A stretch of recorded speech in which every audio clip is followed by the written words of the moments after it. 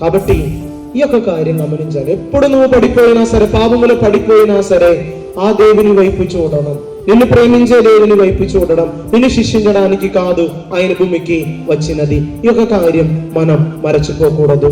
చక్కని బాబు సంకీర్తనం చేసిన తరువాత ఇంకా గమనించవలసినటువంటి కొన్ని కార్యాలు ఉన్నాయి.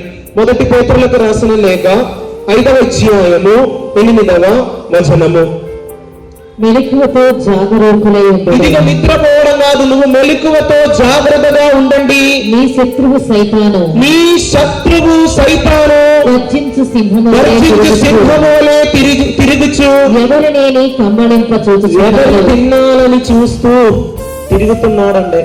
హల్లెలూయా, హల్లెలూయా, హల్లెలూయా, హల్లెలూయా. సైతాను తిరుగుతున్నాడు. ఎవరిని నాశనం చేయాలి?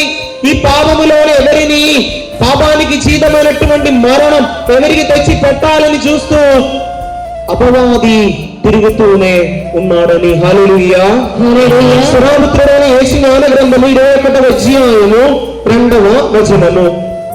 శ్రీరామపుత్రుడైన యేసు జ్ఞాన గ్రంథము 21వ అధ్యాయము 2వ వచనము. సర్పము నుండి వలె పాపము నుండి దూరము. దిగో సర్పము నుండి వలె పాపము నుండి మీరు దూరముగా పారిపోండి. సర్పం నీ దగ్గరికి వచ్చిన, నువ్వు సర్పాన్ని దగ్గరికి వెళ్ళినా ప్రమాదమే. అర్థమైందా?